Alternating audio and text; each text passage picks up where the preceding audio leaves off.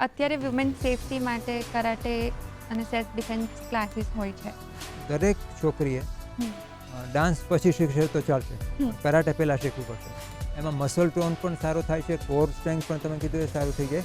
જ્યારે તમે 1-2 વર્ષ 3 વર્ષની ટ્રેનિંગ કરો તો પછી તમે કોઈ દિવસ એ વસ્તુ ભૂલશો નહીં. રેસલિંગ પણ હું શીખ્યો હતો અને ઝાડ ઉપર ચડતા હતા, અને વાંચવાનું હોય તો ઝાડ ઉપર ચડીને ને મમ્મીએ કંઈક નાસ્તો આપ્યો ખિસ્સામાં ભરીને સિંગ દાળિયા રેવડી, તો એ બધું ઝાડ ઉપર ચડીને ખાવાનું.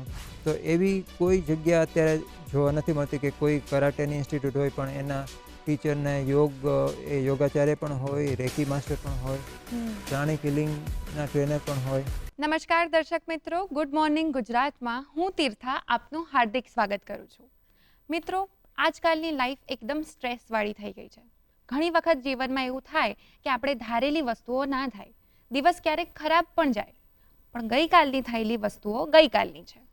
આજનો આ દિવસ નવો છે, તો એને નવી ઉર્જા સાથે, નવી શરૂઆત સાથે, એક નવા ઉત્સાહ સાથે શરૂ કરીએ. આજની સવાર એટલી સુંદર બનાવીએ કે સાંજને પણ આપણા પર ગૌરવ થાય. આજનો દિવસ એટલો સરસ જીવીએ કે આવતીકાલને પણ એ યાદ રહી જાય. મિત્રો, એવું કહેવાય છે ને કે જીવનમાં સફળ થવા માટે તમારે તમારો વ્યવહાર એક બાળક જેવો રાખવો જોઈએ, કામ એક યુવાન જેવું કરવું જોઈએ અને અનુભવ એક વૃદ્ધ જેવો હોવો જોઈએ. તો આજના આપણા જે ગેસ્ટ છે તેમણે આ સફળતાની ચાવીના 3 પાસાને જીતી લીધા છે. 60 વર્ષની ઉંમરે પણ તેમનો જુસ્સો, તેમની ઉર્જા અને તેમનો ઉત્સાહ એક યુવા કરતાં ઓછો નથી, અને તેઓ બાળકોની સાથે કામ કરે છે એટલે સ્વભાવે થોડા બાળક જેવા તો રહેવું જ પડે. આ ઉપરાંત એ કોણ છે એ આપણે જાણીએ. હું વાત કરું છું સેન્સે નિખિલ ત્રિવેદીની, જેઓ 8th ડેન કરાટેના બ્લેક બેલ્ટ ગ્રાન્ડ માસ્ટર છે. તેમણે ઇન્ડિયામાં પહેલીવાર કરાટે અને કિક બોક્સિંગને ઇન્ટ્રોડ્યુસ કર્યું હતું. તેમનો 45 યર્સથી વધારે એક્સપિરિયન્સ છે કરાટેની ટ્રેનિંગ કરવા માટે. એમની સંસ્થા છે Arjun school of martial arts, ત્યાં જેઓ કરાટે શીખવે છે, અને એમની બીજી સંસ્થા છે સુજીવન, જેમાં તેઓ યોગા તરીકે ટ્રેનર છે. તેમણે 50,000થી વધારે સ્ટુડન્ટ્સ, એડલ્ટ્સ અને બાળકોને ટ્રેનિંગ આપી છે. તો ચાલો જાણીએ માર્શલ આર્ટ્સ વિશે એમની સાથે. નમસ્તે સર. નમસ્તે. Good morning. Good morning. તો તમારા જીવનમાં માર્શલ આર્ટ્સ ઇન્ટ્રોડ્યુસ કેવી રીતે થયું? હા, એ બહુ ઇન્ટરેસ્ટિંગ ક્વેશ્ચન છે. ઘણા બધા વિદ્યાર્થીઓ અને વાલીઓ મને પૂછતા હોય છે. તો એનો જો આપણે હિસ્ટ્રી જોઈએ તો 45 વર્ષ પહેલાંનો એક જે ત્યારનો સિનેરિયો છે ગુજરાતમાં, એને આપણે સમજીએ, અને એને માટે હું ક્યાં રહેતો હતો એ પણ જાણીએ. તો ભાવનગર જિલ્લામાં એક નાનકડું ગામ છે સણોસરા, અને એમાં એક સુંદર એક સંસ્થા છે લોકભારતી, જે નદી પર્વતો વચ્ચે ઘેરાયેલી સંસ્થા છે, અને મારા પિતાજી ત્યાં પ્રોફેસર હતા. અને હું નાનપણથી ત્યાં ઉછર્યો, ક્યાંય એક્સપોઝર નહોતું ત્યારે, તો યુટ્યુબ કે કાંઈ ટેલિવિઝન નહોતું, નથિંગ. એટલે અમે ગામડામાં હતા.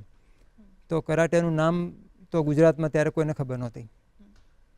પણ એક વખત કોઈક ત્યાં આખા ભારતમાંથી વિદ્યાર્થીઓ આવતા હતા, તો એક મુંબઈનો એક વિદ્યાર્થી ત્યાં આવ્યો, અને અમે ગ્રુપમાં વાત કરતા હતા, તો એ અચાનક જ બોલ્યો કે કરાટે. તો મેં એને પૂછ્યું કરાટે શું છે?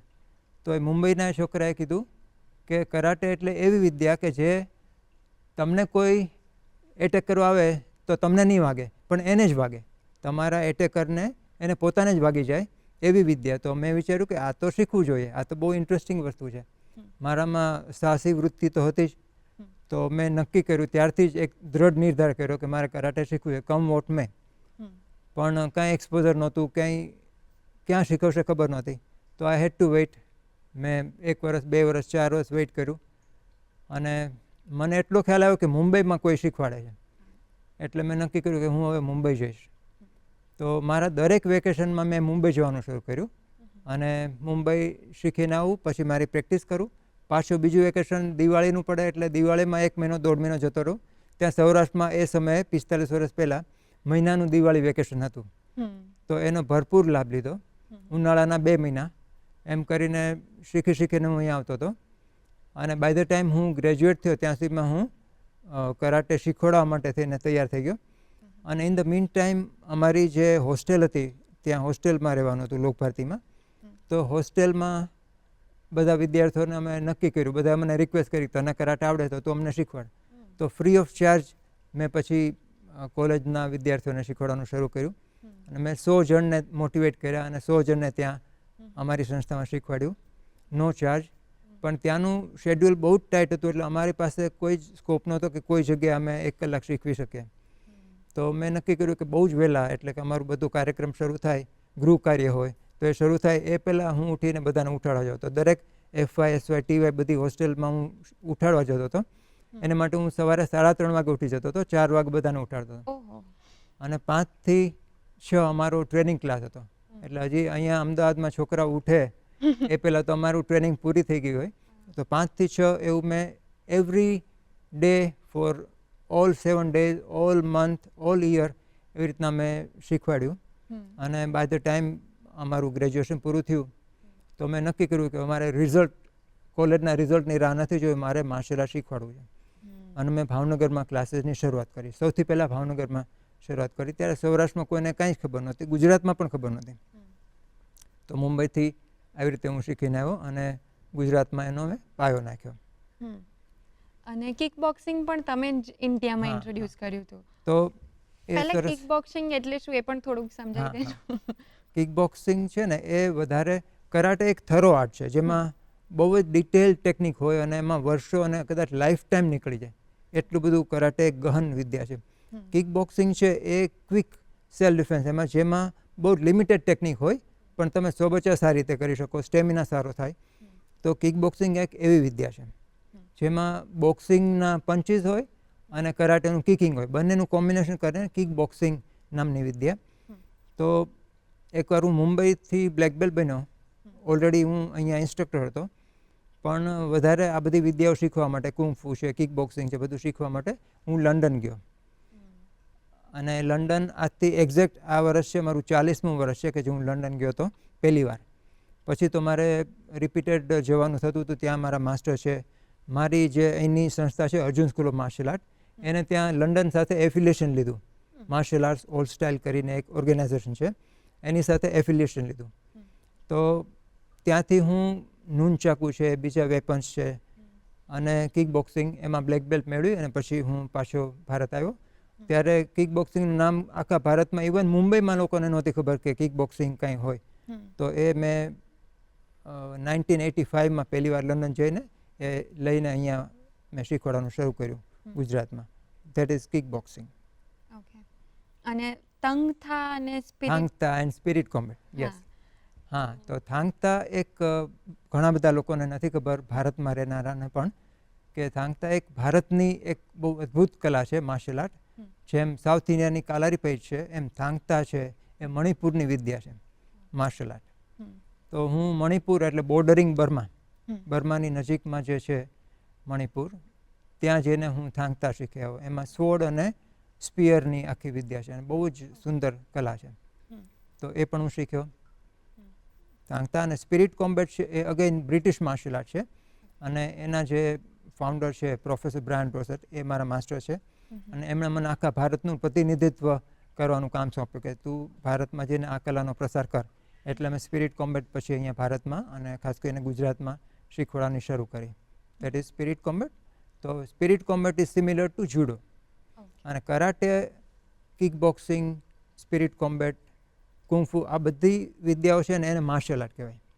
માર્શલ આર્ટના હેડિંગ નીચે આ બધી વિદ્યાઓ આવે. જેમ ડાન્સ છે તો ડાન્સમાં કુચીપુડી, કથક, ભરતનાટ્યમ, ગરબા બધું ડાન્સમાં આવીએ. એવી રીતે માર્શલ આર્ટના હેડિંગ નીચે જુડો, કરાટે, કુંગ-ફુ, કિક બોક્સિંગ આ બધું આવી જાય. ઓકે. અને તમે કહ્યું કે એમાં સ્વોર્ડ્સ અને એ બધું થાય એટલે શસ્ત્ર સાથે પણ ક્યારેક હોય એ એની અંદર જ આવે, એ માર્શલ આર્ટ્સનો જ પાર્ટ. હા, એનો જ ભાગ છે માર્શલ આર્ટનો. હા. તો તમને એ ક્યારથી આમ ખબર પડી ગઈ કે હવે આ જ કરવું છે અને પ્રોપર પ્રોફેશનલી શીખવાડતા જે તમારી જર્ની રહી તો એ કેવી રીતના ચાલુ થઈ? હા, એ સરસ એક વાત છે કે એ મોમેન્ટ જે આવે લાઈફમાં કે મારે આમ જ આગળ વધવું. તો હું 12th સ્ટાન્ડર્ડમાં તો ત્યારે મેં નક્કી કરી નાખ્યું કે મારે માર્શલ આર્ટ્સ ઇન્સ્ટ્રક્ટર જ બનવું છે અને એના માટે જે પણ ભોગ આપવો પડે એ આપવા માટે હું તૈયાર છું. કાંઈ જ એક્સપોઝર નહીં, કાંઈ બુક્સ વાંચવા નહોતી મળતી, યુટ્યુબ નહોતું. ત્યારના જમાનામાં અમારે ત્યાં ફોન નહોતા, અમારા આખા ગામમાં કોઈ ફોન નહોતો, માત્ર એક ઓફિસમાં એક ફોન હતો, કોઈ પણ અમારા 5000ના ગામમાં એક ફોન વચ્ચે અમે રહેતા હતા, એટલે દૂર.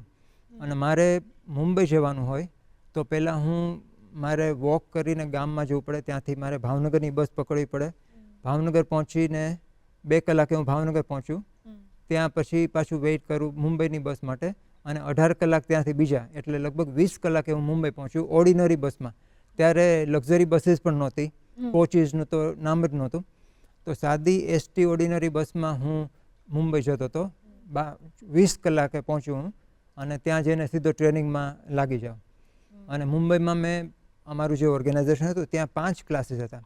તો જનરલી બધા એક ક્લાસ ભરતા હોય, પણ હું 5 ક્લાસમાં જાઉં અને સમયનો પૂરેપૂરો ઉપયોગ કરું. અને એવી રીતે હું આગળ વધ્યો. ને પછીથી લંડનમાં પણ જાઉં ત્યારે તમને કદાચ નવાઈ લાગશે કે પહેલી વાર હું લંડન ગયો અને 4 મહિના રહ્યો, પણ મેં ટાવર બ્રિજ ઓફ લંડન નથી જોયું. પછી બીજી વાર ગયો થોડા વર્ષો પછી, તો બીજી વાર પણ લંડન બ્રિજ નથી જોયો, ટાવર બ્રિજ ઓફ લંડન.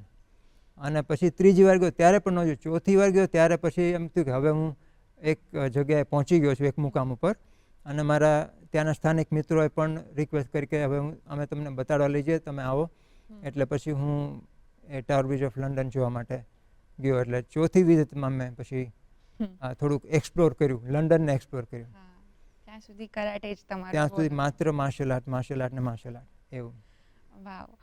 તો તમે શીખવાડો પણ છો, તમે ઓલમોસ્ટ જેવું શીખી લીધું એવું તરત જ શીખવાડવાનું પણ ચાલુ કરી દીધું છે. તો એમાં જ તમારો 45 યર્સનો એક્સપિરિયન્સ થઈ ગયો છે.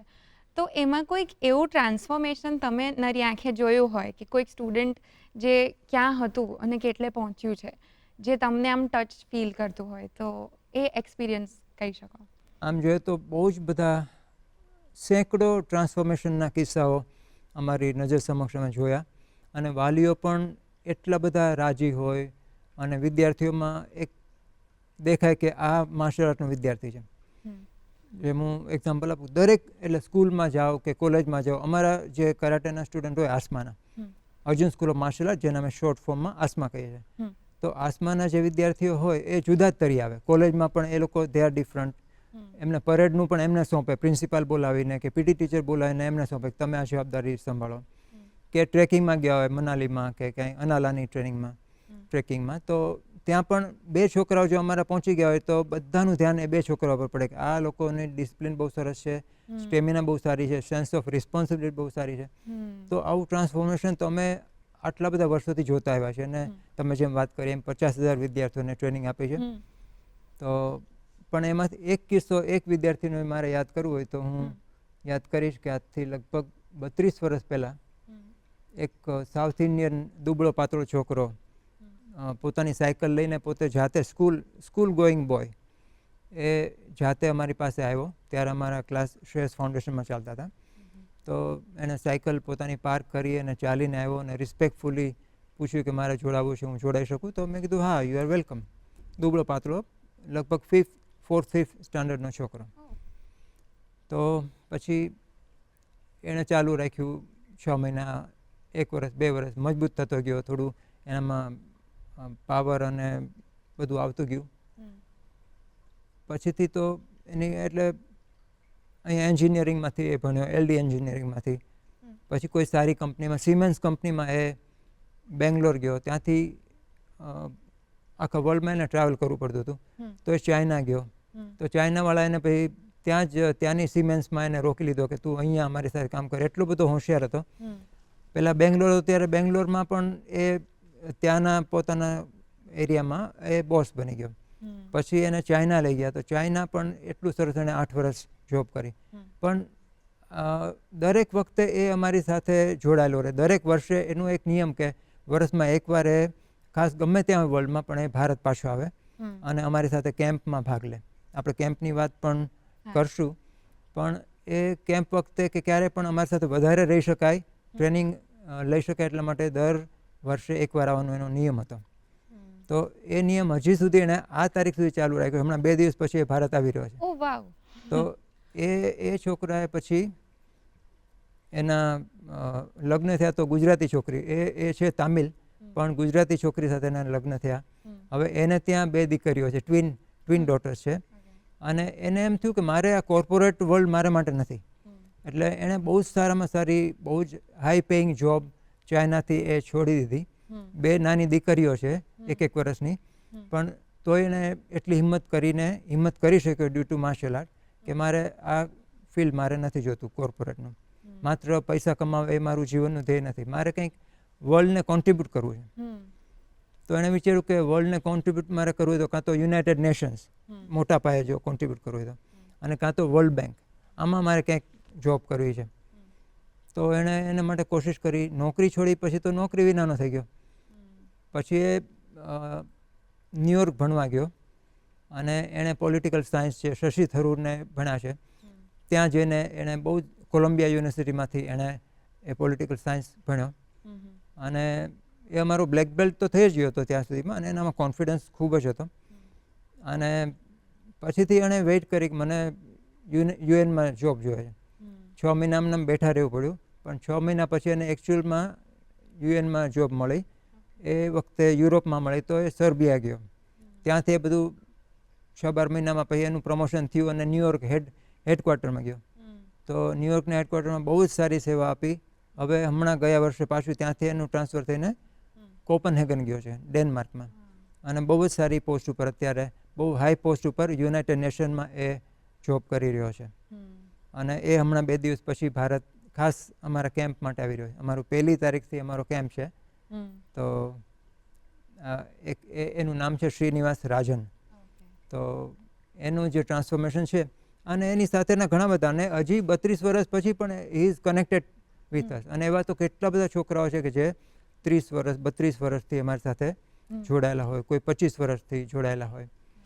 તો એ એક બહુ સેટિસ્ફાઈંગ વસ્તુ છે કે એ લોકો અમારી સાથે એટલું બોન્ડ થઈ જાય છે અને એમની લાઈફમાં જે ટ્રાન્સફોર્મેશન થયું એને એકનોલેજ કરે છે પોતે, એમના પેરેન્ટ્સ, અને બીજાને સ્પ્રેડ કરે છે. અને હવે તો એ બીજાને શીખવાડી પણ રહ્યો છે. મેં એને એક ટાઇટલ આપ્યું, સેન્સેનું ટાઇટલ પણ એને મળ્યું, સેન્સે શ્રીનિવાસ રાજન.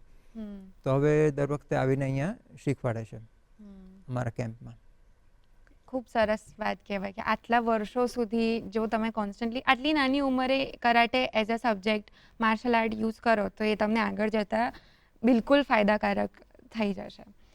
તો કરાટે શીખવામાં અને માર્શલ આર્ટ્સની જે તમે બહુ જ બધા જે અંદર ફોર્મ્સ શીખેલા છે માર્શલ આર્ટ્સના, એમાં કોઈ એવું ફોર્મ અથવા એવી કોઈક મોમેન્ટ કે જે બહુ જ અઘરી હતી તમારા માટે પણ હવે એ તમે બહુ ઇઝીલી કરી દો છો, એવી કોઈ?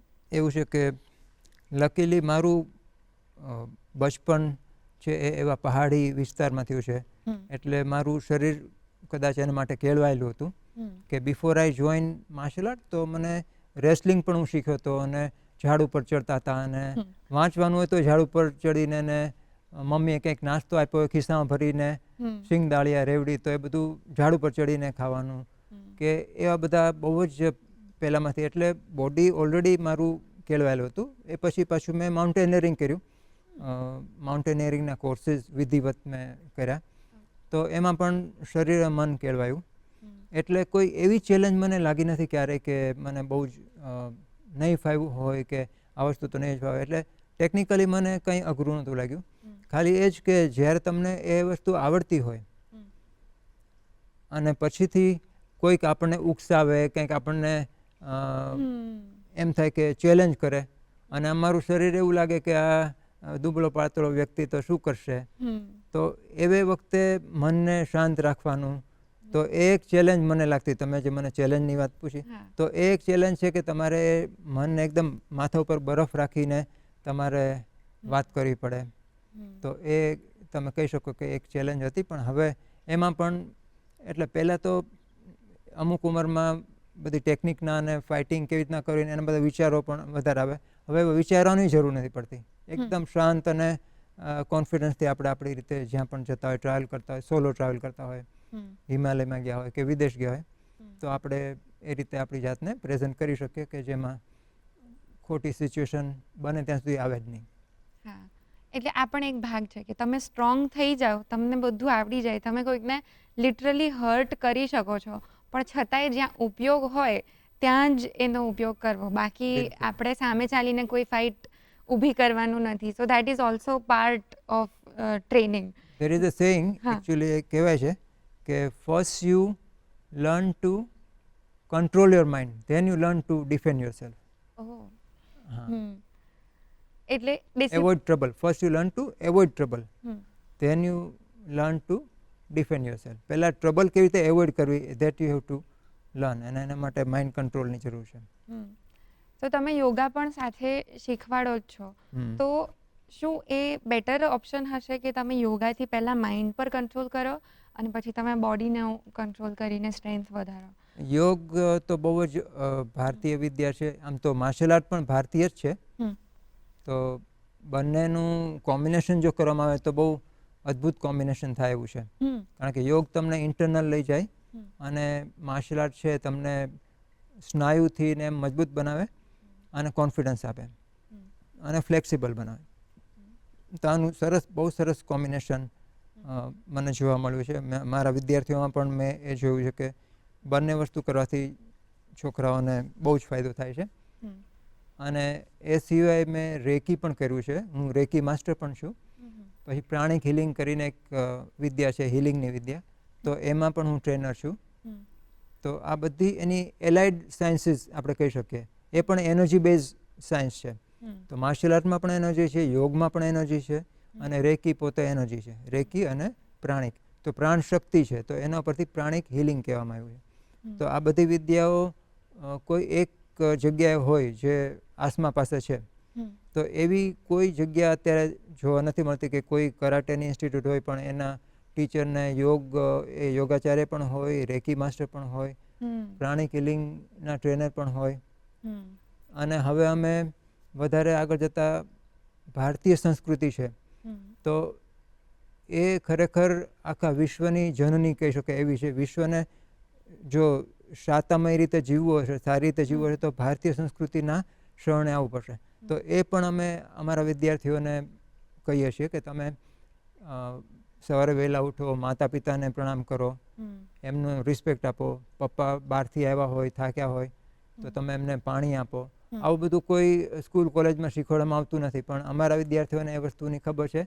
તો વાલીઓ પણ બહુ જ હેપી છે કે એમના જે ચિલ્ડ્રન છે એ એટલા બધા સરસ ડિસિપ્લિન અને કન્સિડરેટ છે. એક આખું એક પર્સનાલિટી ડેવલપમેન્ટ અને transformation not only physically but through also mentally, અને આખું એક વ્યક્તિત્વ સુધારવાનો તમે એક પ્રયાસ કરી રહ્યા છો. મને એક કિસ્સો તમે જ્યારે વાત કરો છો કે આખા વ્યક્તિત્વ માટે, તો યાદ આવે છે કે જ્યારે અમે ભાવનગરમાં અમારા ક્લાસ હતા ત્યારથી પહેલેથી શરૂઆત હતી, અમારા પહેલા વર્ષથી જ તે, કે દરેક જે વિદ્યાર્થીઓ આવે તો એ જે શરૂઆતમાં આવ્યા હોય 3-4 છોકરાઓ, તો એ ક્યાંકથી બ્રૂમ પેલું ઝાડુ લઈ આવે અને પછી હોલ હોય તો હોલને ક્લીન કરે જાતે. તો એક અમારે ત્યાંના બહુ જ ક્લાસ 1 ઓફિસર હતા ભાવનગરના, હેલ્થ ઓફિસર. તો એ મોટા સાહેબ હોય, પણ એ અહીંયા અમારે ત્યાં સવારના ક્લાસમાં આવે તો પહેલાં એ આવીને આમ ઉભડક વાળતા હોય, હોલ વાળતા હોય. અને પછી કેટલાક બિઝનેસમેન, વેપારીઓ હોય, તો એ આવે, અરે આ સાહેબ અહીંયા છે, અમારા સાહેબ કહેવાય. એટલે અમારી દુકાન બંધ કરાવી શકે એટલું આમનામાં પાવર છે, પણ અત્યારે વાળી રહ્યા છે હોલ. તો પછી સાહેબ પાસેથી સાવણી માગે કે લાવો સાહેબ, અમે વાળીએ, તમે નહીં રહેવા દો. પણ પેલા સાહેબ કે ના હું અહીંયા વિદ્યાર્થી છું અને મારે આ હોલ વાળવાનો છે. તો એ પરિપાટી હજી પણ ચાલુ છે. અહીંયા અમદાવાદમાં પણ અમારા વિદ્યાર્થીઓ છે, એ પોતે કદાચ બહુ મિલિયોનેર કે બિલિયોનેર ફેમિલીમાંથી આવતા હોય, પણ આવીને પોતે પોતાનો ડોજો, એને ડોજો કહે, એટલે કે કરાટે ટ્રેનિંગનું પ્લેસ. તો એ પ્લેસ જે છે એને ક્લીન કરવાની જવાબદારી એ લોકો જાતેથી લે. અમને કોઈ આગ્રહ કરવાનો ન હોય, એની જાતે અંદરથી એમ થાય કે અમારે આ ધીસ ઇઝ અવર ટેમ્પલ, તો એને ક્લીન રાખવાનું છે. તો એવું હજી પણ એ વસ્તુ જળવાઈ રહી છે. ઘણી બધી સ્કૂલોના જે પ્રિન્સિપાલ કે મેનેજમેન્ટના ટ્રસ્ટી ને બધા મને કહેતા હોય કે અમારે ત્યાં તો જો છોકરાના હાથમાં ઝાડુ આપ્યું હોય તો પેરેન્ટ્સની કમ્પ્લેન આવે કે કેમ તમે એને ક્લીન કરાવ્યું, ક્લીન કરવા નથી મોકલતા, અમે એમને ભણવા મોકલીએ છીએ. પણ હકીકતમાં આ પણ એક ભાગ જ છે, શિક્ષણનો ભાગ છે. જે ગુરુકુળોમાં થતું હતું કે એ આખું ગુરુકુળ એ લોકો જાતે ક્લીન કરતા હતા, ગાયોથી માંડીને બધું મેનેજ કરતા હતા. તો એમ આપણે ત્યાં જેટલું પણ છે એટલું થોડું જાતે કામ કરતા શીખે. કોઈ પણ કામમાં નાનમ ન હોય, એ વસ્તુ એમને નાનપણથી શીખવાડવામાં આવે તો એ લોકો આગળ આવીને ઝળકી ઉઠશે. ખૂબ સરસ તમે વાત કરી છે. આ જ રીતના જીવન જીવવું જોઈએ એ શીખવવાનો તમે પ્રયાસ કરો છો એટલે બહુ જ સરસ છે. આપણે હજી વાતો ચાલુ રાખીશું નિખિલ સર જોડે માર્શલ આર્ટ્સ વિશે, બીજી ઘણી બધી એમની ઇન્ટરેસ્ટિંગ કેમ્પ્સની ને એ બધી વાતો આપણે કરીશું. પણ હાલ સમય થઈ ગયો છે વિરામનો, તો મળીએ ગુડ મોર્નિંગ ગુજરાતમાં એક વિરામ બાદ.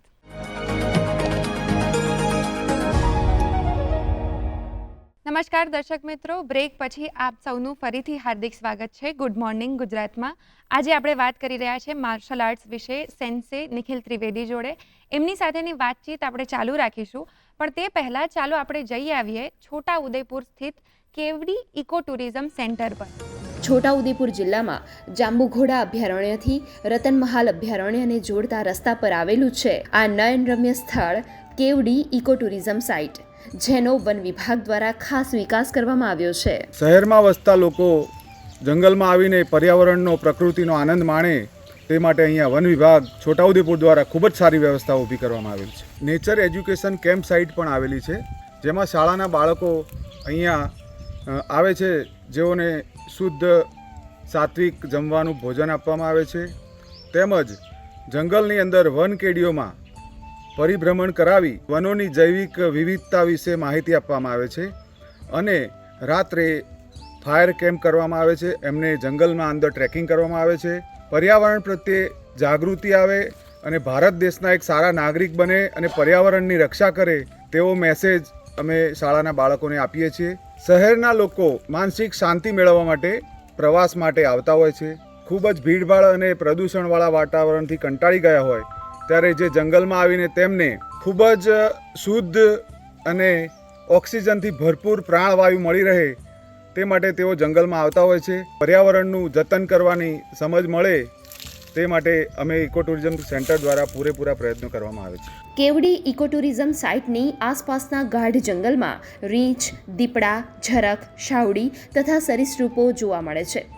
પરંતુ અહીંનું મુખ્ય આકર્ષણ છે એકમાત્ર આ જગ્યાએ જ જોવા મળતી ઉડતી ખિસકોલી, જે સૂર્યાસ્ત બાદ એક ઝાડ પરથી બીજા ઝાડ પર ઉડતી જોવા મળે છે.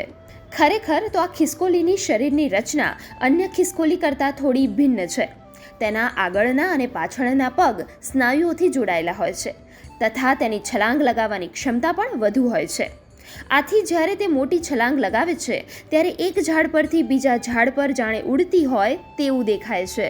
ગુજરાત રાજ્યમાં જોવા મળતી, નિયમિત રીતે જોવા મળતી એકમાત્ર ઉડતી ખિસકોલી અહીંયા ઇકો ટુરિઝમ સેન્ટર ખાતે જોવા મળે છે. ઉડતી ખિસકોલી દૂર દૂરથી જોવા માટે પ્રવાસીઓ આવે છે.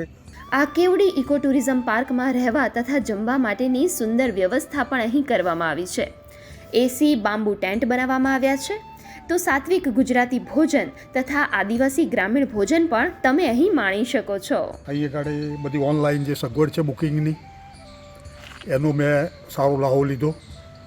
અહીંયા આગળ બુકિંગ, રહેવાનું, ખરેખર ગુજરાતી ભોજન સાત્વિક એ અહીંયા આગળ મળે છે. આ બધું તો જોયું, પણ જે મારા જીવનનું એક અદ્ભુત દ્રશ્ય કહેવામાં આવે કે ઉડતી ખિસકોલી, જે ઘણા લોકો એમ પણ છે ખિસકોલી એટલે it is only 6 inch or 7 inch length, પણ આ એક પ્રાણી એવું છે કે જે આપણે અહીં આગળ જોવા મળ્યું, મને બહુ જ સારું લાગ્યું. આ કેમ્પ સાઇટમાં વિવિધ વૃક્ષોની ઓળખ, નદી તથા વિવિધ પશુ પક્ષીઓની ઓળખ પણ અહીંની વન વિભાગની ટીમ દ્વારા કરાવવામાં આવે છે. અમુક ઓનલાઈન બુકિંગ કરીને આવે છે અને ઓફલાઈન બી આવે છે. જે પ્રવાસીઓ આવે છે તેમને અહીંના સમિતિ દ્વારા ચા નાસ્તો, ખાવા પીવાની વ્યવસ્થા કરવામાં આવે છે તથા રહેવા માટે બાંબુ કોટેજ તથા સર્કિટની પણ વ્યવસ્થા કરવામાં આવી છે. અમે પ્રવાસી આવે છે એમને જંગલમાં ટ્રેકિંગ કરાવીએ છીએ અને વન્ય પ્રાણી વિશે સમજ આપીએ છીએ, તેમજ વૃક્ષો ઓળખાવીએ છીએ અને પક્ષીઓ ઓળખાવીએ છીએ. તો મિત્રો, હવે નજીકના સમયમાં બાળકોને વેકેશનનો સમય પણ આવી રહ્યો છે, ત્યારે આ પ્રકારના ઇકો ટુરિઝમ પાર્કમાં જો બાળકોને લઈ જવામાં આવે તો જંગલની વિવિધ વનસ્પતિઓ, વાઇલ્ડ લાઈફ, પર્યાવરણ વિશે માહિતી મળી શકે છે અને પ્રકૃતિને નજીકથી નિહાળવાનો અવસર પણ તેમને અહીં મળી શકે છે.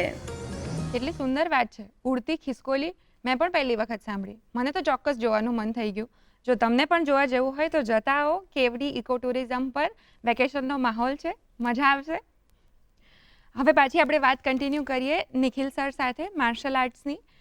તો સર તમે કહ્યું કે તમે કેમ્પ્સ પણ અલગ અલગ જગ્યાએ કરતા હો છો કે જેમાં પ્રોપર ટ્રેનિંગ માર્શલ આર્ટની શરૂ થાય છે, તો એના વિશે થોડું કહો. અને તમે કઈ કઈ રીતે કયા સ્ટેજીસ પર માર્શલ આર્ટ શીખવાડો છો અને એ થોડુંક ઇલેબોરેટ. હા, એ બહુ સરસ પ્રશ્ન છે આપનો કે અમારી જે ટ્રેનિંગ છે અમે અહીંયા અમદાવાદ શહેરમાં આપીએ છીએ. અમારી બ્રાન્ચીસ છે અમદાવાદમાં, આંબાવાડીમાં છે, વસ્ત્રાપુરમાં છે, પ્રકાશ સ્કૂલમાં છે, સ્ટેર્લિંગ સિટી બોપલમાં છે. એવી રીતે અમારી બધી બ્રાન્ચીસ છે. તો એમાં અમે આખું વર્ષ દરમિયાન અઠવાડિયાના 3 દિવસ ટ્રેનિંગ આપે, એટલે થોડી ટ્રેનિંગ ઓછી પડે. માત્ર 3 દિવસ હોય ને 1-1 કલાક હોય, એટલે વિદ્યાર્થીના જીવન ઉપર એક જે ઇમ્પેક્ટ કરવાની હોય, એમનું પર્સનાલિટીનું ટ્રાન્સફોર્મેશન કરવું હોય તો એ 1-1 કલાક પૂરતો નથી. પણ એક બેઝ તૈયાર થાય છે. આ 1-1 કલાક એ 6 મહિના આવે પછી અમે એમને સમરમાં અને એક વખત વિન્ટરમાં, એટલે દિવાળી કેમ્પ અને સમર કેમ્પ, એમાં અમે 2 કેમ્પ કરતા હોય છે વર્ષના. અને એ કેમ્પ છે કોઈ પણ નેચરલ જગ્યા ઉપર, આઉટડોર ટ્રેનિંગ કેમ્પ છે, ઇન્ટેન્સિવ ટ્રેનિંગ કેમ્પ અને આઉટડોર. એટલે જેમાં જુનાગઢ હોઈ શકે છે, માઉન્ટ આબુ હોઈ શકે છે. હમણાં અમે જઈ રહ્યા છીએ તો એ સુરત વલસાડ બાજુ જઈ રહ્યા છીએ. તો એ બધી જગ્યાએ જે જંગલો છે કે ક્યાંક પર્વત છે, નદીઓ છે, તો એવી જગ્યા અમે પસંદ કરીએ. અને એ જગ્યામાં અમારું આખું સેટઅપ હોય, એટલે ત્યાં રેસિડેન્શિયલ ફેસિલિટીઝ હોય જે તે જગ્યાની પોતાની. તો અમે એ જગ્યાને માટે પરમિશન મેળવી અને પછી અહીંયાથી 100, 125, 150, પોણા 200 છોકરાઓ પણ અમારી સાથે ઘણીવાર એકસાથે લઈ જઈએ. એકસાથે અમારી બધી બસીસ અહીંયાથી લઈને જઈએ ત્યાં, અને 6 દિવસની ટ્રેનિંગ ત્યાં હોય જે તે નેચરલ પ્લેસ ઉપર. અને એમાં પછી અમારા હાથમાં છોકરાઓ બરાબર આવે કે વહેલી સવારે એમને ઉઠાડી અને સાંજ સુધી બધા અલગ અલગ કાર્યક્રમો હોય, જેમાં સૌથી પહેલાં યોગ હોય, પછી જોગિંગ હોય, પછી સરસ મજાનો હેલ્ધી બ્રેકફાસ્ટ હોય, ત્યાંનું ગૌશાળા હોય તો ગૌશાળાનું દૂધ હોય, તો દૂધને નાસ્તો, ફણગાવેલા મગ છે એ બધું મળે. પછીથી પાછું એમની કરાટેની એક્ઝામ હોય, કંઈક બીજી ટ્રેનિંગ હોય, કોઈ થિયરીના લેક્ચર હોય, કંઈક વૈદિક વિઝડમ હોય. આ બધી વસ્તુ આવરી લઈએ અમે અમારા કેમ્પમાં. પછી ટ્રી ક્લાઇમ્બિંગ કરાવીએ, ટ્રેકિંગ કરાવીએ, પિસ્તોલ શૂટિંગ કરાવીએ, અને ઇન્ટરેક્ટિવ ઘણા બધા સેશન્સ હોય. તો એમાં એમની આખી પર્સનાલિટી ખીલી ઉઠે. ક્યારેક રાતના નાઇટ ટ્રેકિંગ પણ હોય, તો કાંઈ પણ ટોર્ચનો ઉપયોગ કર્યા વિના એમણે અંધારામાં ટ્રેક કરવાનું. તો એ અંધારાનો જે શહેરના છોકરાને ભય હોય તો અંધારાનો ભય પણ જાય.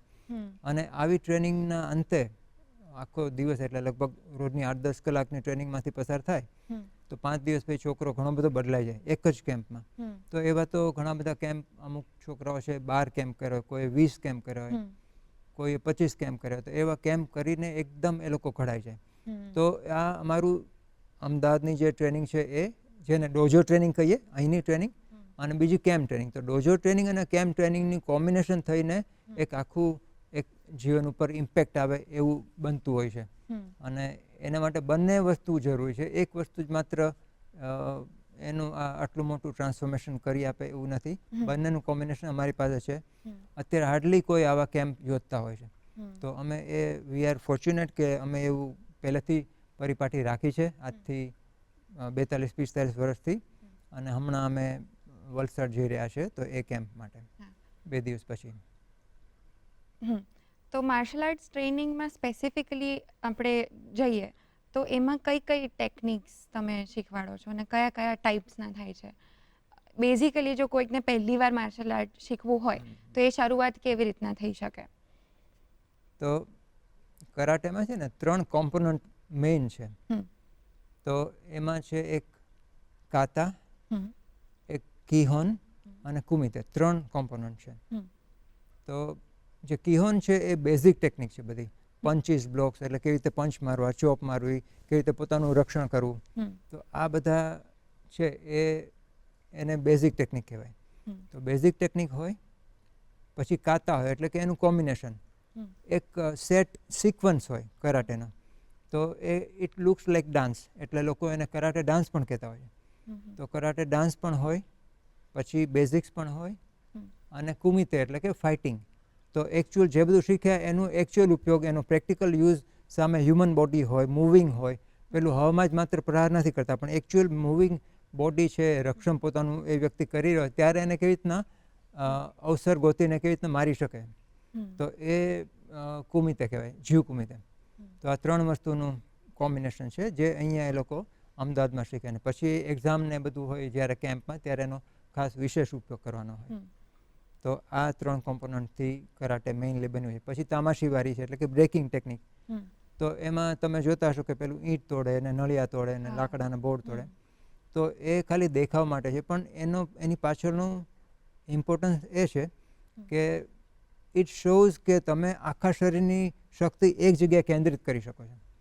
તો એને બ્રેકિંગ ટેકનિક, ધેટ્સ વાય. પણ એનું મોટેભાગે લોકો કરાટે એટલે એ જ સમજે છે, પણ એ તો એક માત્ર નાનકડું પાસું છે કે જેમાં એ બતાવે છે કે તમે આખા શરીરની શક્તિ ત્યાં કેન્દ્રિત કરી શકો છો.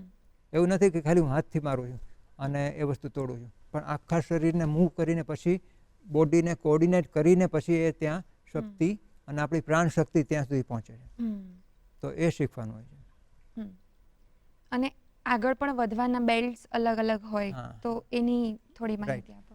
તો બ્લેક બેલ્ટ સુધીની સફર છે એ કંઈક એવી હોય છે કે જ્યારે વિદ્યાર્થી આવે ત્યારે ઇનોસન્સનું પ્રતીક છે વ્હાઇટ. તો વ્હાઇટ બેલ્ટ હોય કે બાળક છે કે કોઈ વ્યક્તિ છે હજી ઇનોસન્સમાં છે એટલે એને આપણે વ્હાઇટ બેલ્ટ આપીએ. પછી 3 થી 6 મહિનાની ટ્રેનિંગ કર્યા પછી એને વ્હાઇટ 1 એક સ્ટ્રાઇપ મળે, બ્લેક સ્ટ્રાઇપ. પછી બીજા 6 મહિના પછી એને બીજી બ્લેક સ્ટ્રાઇપ મળે એટલે કે વ્હાઇટ 2. વ્હાઇટ 1 વ્હાઇટ 2 પછી યલો આવે, અને યલો પછી યલો 2, અને પછી ગ્રીન, પછી ગ્રીન 2, પછી બ્રાઉન 1, બ્રાઉન 2, બ્રાઉન 3, અને પછી બ્લેક બેલ્ટ. એટલે black belt is the 10th. જો તમે કેટેગરી જુઓ તો 1 થી લઈને 10 એક્ઝામ પસાર કરે ત્યારે છોકરાને બ્લેક બેલ્ટ મળે. અને black belt is equal to graduation. માર્શલ આર્ટમાં બ્લેક બેલ્ટ એટલે શું? તો કે ગ્રેજ્યુએશન. એ હવે ગ્રેજ્યુએટ થઈ ગયો એવું. પછી બ્લેક બેલ્ટ પછીના પણ સ્ટેજીસ હોય. તો black belt 2nd degree, 3rd degree, 4th degree, એમ અપ ટુ 10 ડિગ્રી આવે. પણ 8 ડિગ્રી આપણા દેશમાં બહુ રેર વ્યક્તિઓ છે, અને 8 પણ બહુ જ એટલે કે જેને 65 વર્ષ 70 વર્ષ થાય પછી એ લોકો 8-9 ડિગ્રી થાય, અને જ્યારે જીવન પૂરું થવા આવે ત્યારે એ લોકો 10 ડિગ્રી.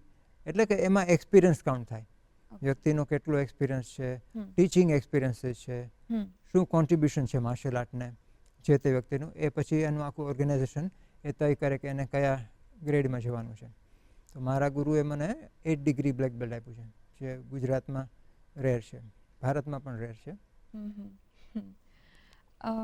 અને અત્યારે વિમેન સેફટી માટે કરાટે અને સેલ્ફ ડિફેન્સ ક્લાસીસ હોય છે, તો એની વિશે થોડીક તમે કઈ ટાઈપની ટ્રેનિંગ લેવી જોઈએ ખાસ કરીને, અને એમાં ફોકસ શેના પર કરવું જોઈએ? કોર સ્ટ્રેન્થ બિલ્ડઅપ કરવી જોઈએ મેન, કે પછી તમે કીધું એમ પહેલાં પંચીસ અને જે કીધું એ રીતના? હા, આજકાલ જે બધું લાઈફસ્ટાઈલ લોકોની જે દિશામાં જઈ રહી છે એમાં લોકોની ખાસ કરીને સ્ત્રીઓની સલામતી બહુ ઓછી આપણને અત્યારે લાગે છે. એ લોકો અનસેફ ફીલ કરે. તો એને માટે વિમેન્સ સેલ્ફ ડિફેન્સ બહુ જ જરૂરી છે. તમે જે પ્રશ્ન પૂછ્યો બહુ જ અત્યારે રાઇટલી એ ટાઈમ છે કે જ્યારે દરેક છોકરીએ ડાન્સ પછી શીખશે તો ચાલશે, પણ કરાટે પહેલાં શીખવું પડશે. અને બીજું કે સેલ્ફ ડિફેન્સ ની કેટલીક એવી ટેકનિક હોય છે કે જે તમને 1 દિવસ 2 દિવસમાં પણ શીખવાડી શકાય. કે જેમ કે નાક ઉપર મારવાનું હોય, કે કાનની નીચે અહીંયા વાઇટલ પોઈન્ટ આવેલા છે તો ત્યાં કેવી રીતે મારવું, કે જેમ કે સોલર પ્લેક્સસ છે જ્યાં છાતીનું હાડકું પૂરું થાય ને સોલર પ્લેક્સસ કહેવાય છે, આ જગ્યાએ પેટ શરૂ થાય એ જગ્યાએ. તો ત્યાં થોડુંક મારવાથી પણ એની ઇફેક્ટ બહુ વધારે થાય. વ્યક્તિ આમ પડી છે જમીન ઉપર એટલું બધું અહીંયા મારવાથી વાગે. તો આ બધી વસ્તુઓ સેલ્ફ ડિફેન્સના પહેલાંમાં શીખવાડવામાં આવે. બહુ જ શોર્ટ ટાઈમમાં અમે શીખવાડી શકીએ, 1 કે 2 દિવસમાં. વધારે લાંબુ કરવું હોય તો 3 દિવસ 4 દિવસમાં પણ એ કરાવી શકાય. પણ મારી દૃષ્ટિએ એમ લાગે કે માનસિક શાંતિ રાખીને એવી સિચ્યુએશનમાં માનો કે કોઈ છોકરી આવી ગઈ તો એણે કોન્ફિડન્સ રાખવાનો, માનસિક શાંતિ રાખવાની અને આનો ઉપયોગ કરવાનો. પણ ઘણીવાર માનો કે તમે 1-2 વર્ષ શીખ્યા અને પછી કાંઈ ઉપયોગ ન કર્યો 1-2 વર્ષ સુધી, તો તમે ભૂલી જવાના ચાન્સીસ છે. એટલે તમારી અંદર ઉતારી દેવા માટે, તમારા બ્લડમાં એ ટેકનિક આવી જવા માટે તમે કન્ટિન્યુઅસ જવાની પ્રેક્ટિસ કરો તો એનો ડેફિનેટલી વધારે લાભ છે. એમાં મસલ ટોન પણ સારો થાય છે, કોર સ્ટ્રેન્થ પણ તમે કીધું એ સારું થઈ જાય જ્યારે તમે 1-2 વર્ષ 3 વર્ષની ટ્રેનિંગ કરો. તો પછી તમે કોઈ દિવસ એ વસ્તુ ભૂલશો નહીં. હમ. પણ 2 દિવસ કર્યું હશે તો 2 દિવસમાં તમે પાછું ભૂલી જશો કે ભાઈ મેં આવું કંઈક શીખ્યું હતું, નાકમાં મારવાનું કીધું હતું કે આંખમાં મારવાનું કીધું હતું, ગળા ઉપર અહીંયા થ્રોટ પીટમાં મારવાનું કીધું હતું, તો એ કદાચ પછીથી ભૂલાઈ જાય. જ્યારે સિચ્યુએશન આવે તો આપણે ડરીને છોકરી ભૂલી જઈ શકાય. પણ જો આ ટ્રેનિંગ લાંબા વર્ષ સુધી કર્યું અને જો બ્લેક બેલ્ટ થઈ જાય તો પછી એ ભૂલવાનો કોઈ સવાલ નથી. રાતના 2 વાગે પણ આપણા ઉપર એટેક થયો હોય કે ઘરમાં આગ લાગી તો જે માર્શલ આર્ટિસ્ટ છે એકદમ રાઈટ ડિસિઝન લઈ શકે કે મારે શું કરવાનું. તો એ આ થરો ટ્રેનિંગનો પ્રભાવ છે. કોઈ એક મેસેજ અથવા મંત્ર તમે as a martial artist, grand master તરીકે અને ટીચર તરીકે અમારા દર્શક મિત્રોને આપી શકો કે જે સ્ટુડન્ટ્સ હોય એમને કદાચ ઇન્ટરેસ્ટ જાગે કે અમે કરીએ માર્શલ આર્ટ? હા, તો આમાં મને 2 પોઈન્ટ કહેવાનો, એકને બદલે 2 પોઈન્ટ હું તમને કહું છું. એક બોનસ પોઈન્ટ છે કે એક તો તમે ગમે તે લેવલ કદાચ બ્લેક બેલ્ટ બની ગયા તો એ બહુ શો ઓફ કરવાની વસ્તુ નથી કે હું તો હવે બ્લેક બેલ્ટ છું, બધાને બતાવતો ફરું. તો એક મોડેસ્ટી તમારામાં રહેવી જોઈએ. શો ઓફ નહીં કરવાનો, ગુસ્સો નહીં કરવાનો. તો એક તમે મોડેસ્ટી રાખો, અને બીજું કે કન્સિસ્ટન્સી, કે લાઈફમાં જો કન્સિસ્ટન્ટ રહેશો ને તો તમે આગળ આવશો.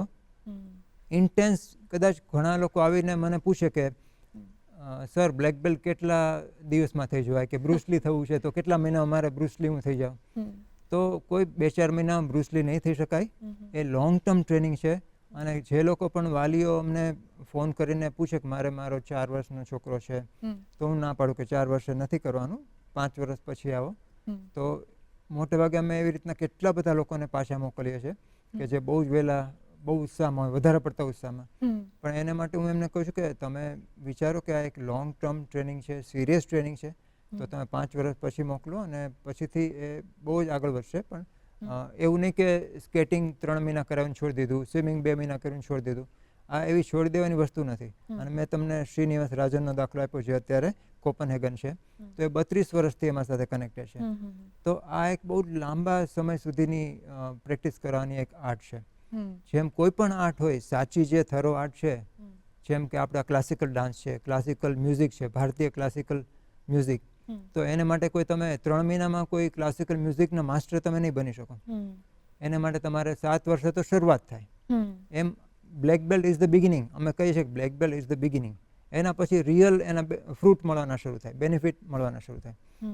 એટલે આ લોંગ ટર્મ વિદ્યા છે અને એને માટે કન્સિસ્ટન્સી જરૂરી છે. Okay, thank you so much sir. તમે અમને માર્શલ આર્ટ્સ વિશે જે બધી ઇન્ફોર્મેશન આપી, પ્લસ એની સાથે તમે એ પણ કીધું કે એક કન્સિસ્ટન્સી જરૂરી છે, પ્લસ જીવન કેવી રીતે જીવવું જોઈએ, કે તમારે કામ કરવામાં જે નાનમના હોવી જોઈએ, અને ગુરુકુળ, ભારતીય સંસ્કૃતિની જે પરંપરાથી તમે શીખવાડો છો, એ બહુ જ સુંદર એક્ઝામ્પલ છે તમારી સંસ્થામાં જે તમે કરાવી રહ્યો છો. તો તમે જે અમને શેર કર્યું, તમારા એક્સપિરિયન્સીસ શેર કર્યા, એના બદલ હું તમારો ખૂબ ખૂબ આભાર માનું છું. Thank you so much. Thank you.